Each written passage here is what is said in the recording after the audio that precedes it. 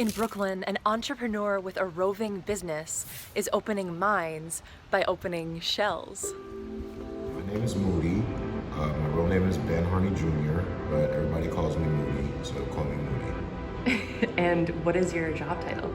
I am the founder of the Real Mother Shuckers, the only mobile oyster cart business in New York City at this point, until somebody tries to copy me. Today we're at Industry City, which is one of the many places that your cart roams, and you keep people updated on your location via your Instagram, pretty much, right?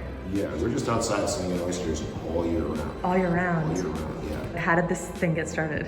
I really hated oysters, to be perfectly honest. I thought they were disgusting. And then What changed? Well, what changed is getting exposed to my first good oyster. My opinion, Gulf Coast oysters are really, really good for cooking.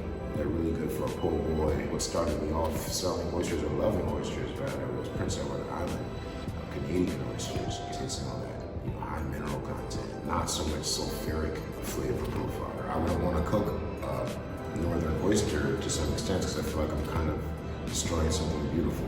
And these are from where?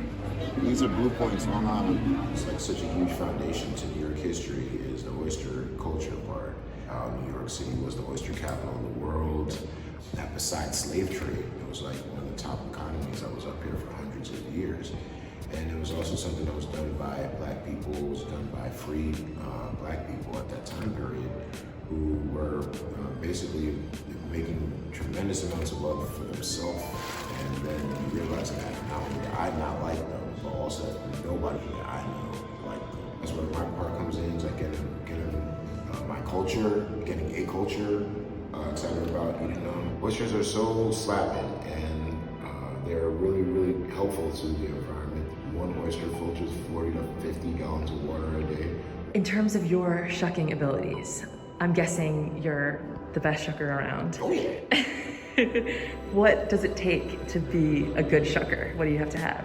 It's nothing. For me, like, I got a cheat code, I got big hands. For me, the reason why people really like my shop is I do a fresh garnish on top of my oysters. Rather than introducing the parsley and shallots to the mignonette, just adding a fresh on top of the oyster, it completely changes it when you have that little bit of crunch. What about the people who are afraid of oysters? Do you have anything that you tell them to reframe how they're thinking about it?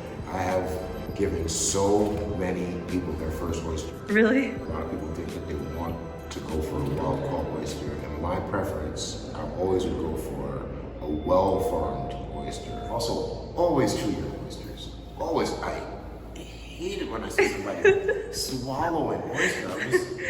Are you a bird? What's that?